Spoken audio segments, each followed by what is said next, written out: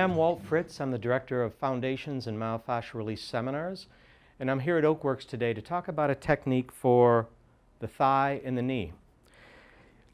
I would say a fair amount of my caseload involves knee pain of various sort, and it's very frequent where my patient will come in after having seen their physician and say, well, my doc says that I have arthritis in my knee and he wants me to have some physical therapy. Well, not a lot I can do about arthritis per se, but in my evaluation I often address things that can really help the knee and sometimes even take the pain away even though the person does have arthritis in the knee.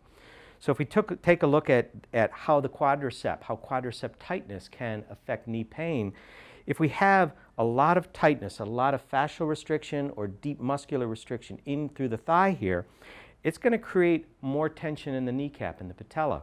If that kneecap is being pressed into the femur, you're going to get wearing away of the underside of the kneecap and maybe the femur, arthritic type conditions. Tightness in the quadricep also can increase the compressive forces on the knee, again leading to early degradation of the knee capsule itself and the knee joint. So with an evaluation, what I want to do is I'm going to check the soft tissue quality of the quadricep. And I'm first checking the outer layers to see what I feel. And even, I don't care how toned somebody is, how strong somebody is, when they're in this position, the quadricep should be very relaxed. It should feel soft, almost gushy. Now, Bob's outer layers feel pretty good, but when I get into some of these deeper layers right here, you feel that? Yeah. What I do with this is I go in, and with the palm of my hands, I put some pressure in, and then I roll across. It's very common to get a ropey feeling right there. And what that represents to me is the deeper layers of the quadriceps tissue that's just not as flexible as it should. And muscle that lacks flexibility very frequently lacks strength too. So we not only can improve flexibility and pain with this technique, but in the long run we're going to help with strength.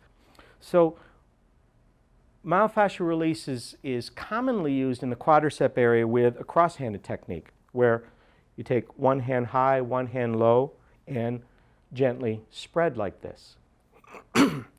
When we encounter some of this patchy tightness, the leathery feeling or the ropes, a very common thing with myofascial release and a lot of other modalities is to get in there with some pretty aggressive soft tissue work.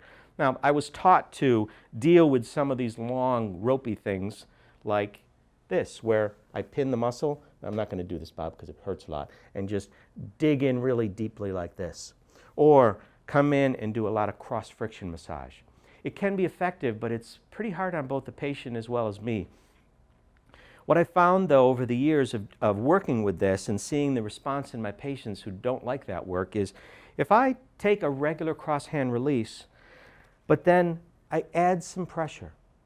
I want to go deeply, but I'm not going to a point where I'm causing the patient pain. Any discomfort they feel should feel like a good hurt to them. So I'm compressing down toward the table, trying to isolate that rope that I felt when I was evaluating.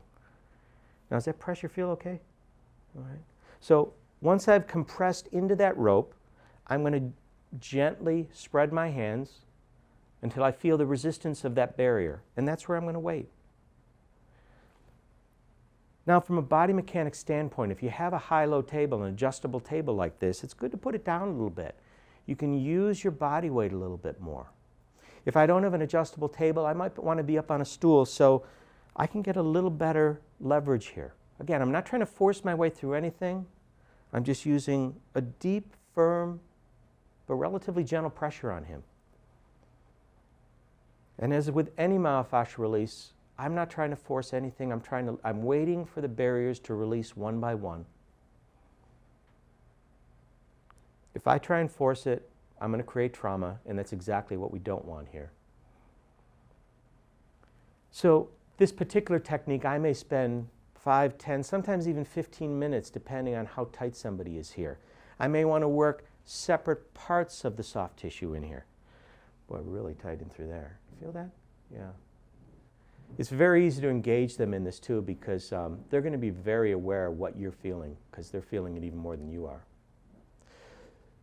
So after I spend a certain part of the treatment session freeing that up with the combination of the myofascial release and what I term myomobilization, then in my mind what I've done is I've broken up a lot of this. So what we want to do is now go in and elongate it. And I find one of the most effective ways to do that is, can you roll over on your stomach, please?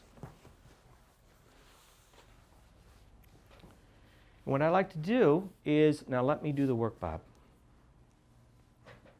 What I'm going to do is flex his knee just to the first barrier.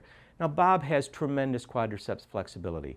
I'm just finding the first barrier here, and he's easily into normal range of motion. Very, very common for somebody with quadriceps tightness, knee issues, that sort of thing, to really hit first barrier right here. Now I know that I could force them further, but I don't want to do that. I want to stay at that first barrier. But in Bob's case, we're going to go to that end range, and I'm going to gently hold him there.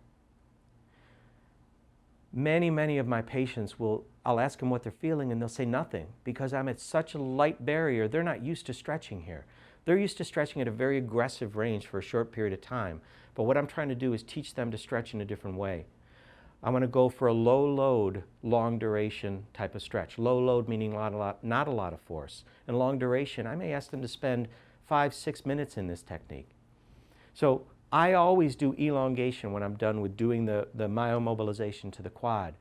I also give them a home program stretch to do with this, where they'll take a yoga strap or a belt or something similar, something that doesn't stretch. They'll attach it around their foot, bring it over their shoulder, and I teach them to pull just enough so they feel that barrier engaged. They're not forcing.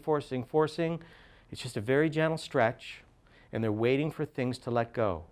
They may feel a little stretch in the quadricep. They may just notice there's a little slack in the line. But I want to get them to stay engaged with that barrier without trying to force through it.